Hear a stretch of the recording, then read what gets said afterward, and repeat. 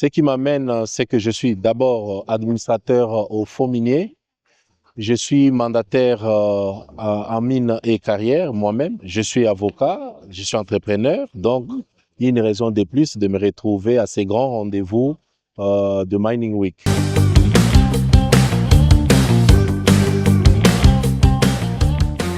Des grandes responsabilités. Vous savez, lorsqu'on vous confie l'avenir, les futurs, c'est pas facile.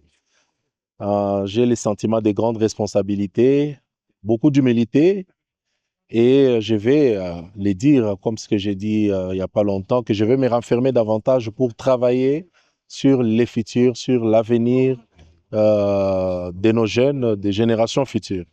Donc, c'est ça les sentiments qui m'animent en ce moment. Je suis déjà en train de me projeter dans 50 ans, hein, c'est-à-dire cette équipe dirigeante ici, dirigée par le PCA Kala, le directeur général Godard Motemona et tous mes collègues administrateurs, nous sommes déjà en train de nous projeter dans 50 ans. Donc, c'est une très, très grande responsabilité si peut-être les gens n'arrivent pas à comprendre.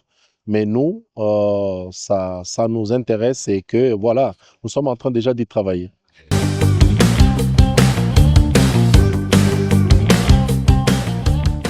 Ben, en réalité, le fonds minier, c'est l'après-mine, en fait. Donc, vous allez déjà comprendre que le président de la République y avait déjà pensé. Lui, il n'est plus dans le mine. Il est déjà en train de voir l'après-mine. C'est exactement le travail que nous sommes en train de faire.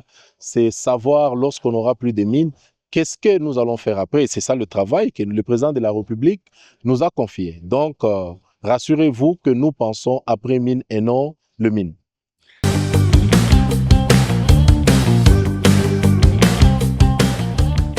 Exactement, c'est ça le travail de l'environnement. Chaque fois qu'il y a attribution d'un périmètre, il y a toujours les conditions environnementales qui sont mises à profit. Donc, chacun dans son secteur est en train de faire le travail pour effectivement protéger l'environnement. Il y a pollution, ça je dois l'admettre, mais il y a aussi un travail de fond qui est en train d'être fait pour protéger les générations futures quant à la pollution.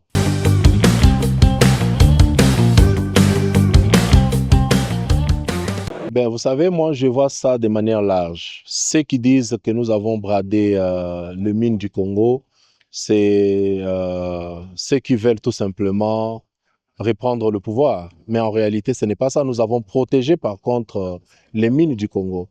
Il y a tout un siècle. Qu'est-ce que ces mines ont rapporté à la RDC? C'est par contre, ces mines étaient volées par des personnes non connues. Ces mines étaient déjà vendues il y a des siècles, mais aujourd'hui, le président de la République a essayé de tout encadrer. Alors, il y a une politique, je pense qu'avec le cadastre minier, vous l'avez certainement appris, il y a les fonds miniers aussi d'ailleurs, il y a l'entreprise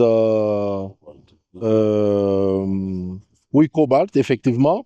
Voilà, donc nous sommes en train d'encadrer tout ça pour être sûr que les mines vont servir le peuple congolais. C'est tout ce que l'accord dit. Donc, dire que le président de la République a bradé nos mines, ce n'est pas comprendre les fonds de l'accord. Donc, moi, j'invite à ces derniers d'aller tout simplement prendre le temps de lire et relire l'accord. Ce n'est pas lorsqu'on lit dans 1 minute, 2 minutes, 1 heure qu'on va comprendre. Prenez le temps de lire, de relire et finalement, ils vont comprendre que le président de la République a protégé nos mines et ces mines vont servir au peuple congolais.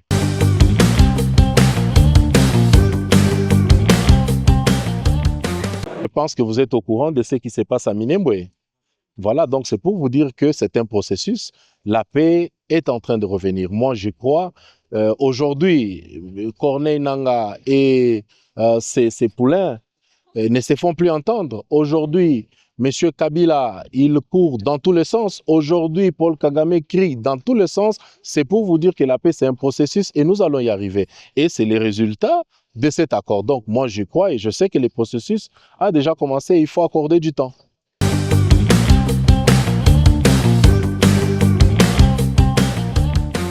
Ben, écoutez, je pense que c'est un travail de fond que nous sommes en train de faire. L'embouteillage, ce n'est pas seulement Terre Jaune. Effectivement, il y a l'embouteillage parce que Il y a une morgue qui a été placée, il y a un stade municipal qui sera érigé dans un futur très proche. Tout ça, ça crée l'embouteillage, mais rassurez-vous que nous sommes en train d'ouvrir d'autres voies pour permettre à ce que les coins soient désenclavés.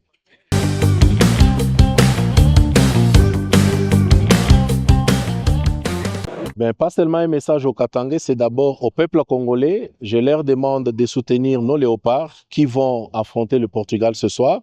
Donc, nous devons tous être derrière nos 11. Le président de la République, le premier supporter, est déjà sur place avec nos encouragements. Pour mes frères de ces coins, moi je ne vais pas les appeler le Katangais parce que nous sommes tous Katangais, nous sommes tous Kassaïens, nous sommes tous du Bandundu et tout ça. Pour mes frères, je leur demande tout simplement de rester sereins et surtout de tourner le regard vers l'objectif, c'est de reconstruire notre pays. Donc, ça ne vaut pas la peine qu'on vienne nous diviser, ça ne vaut pas la peine qu'on vienne nous manipuler. De toutes les façons, cette population n'est plus manipulable. Cette population a vu combien le président de la République le porte, combien le président de la République les écoute, et ils sont ensemble avec lui. Donc, moi, je pense que c'est un tout petit peuple qui essaye de manipuler, mais nous connaissons les joueurs et son jeu. Ils ne vont pas réussir. Merci beaucoup. Merci à vous.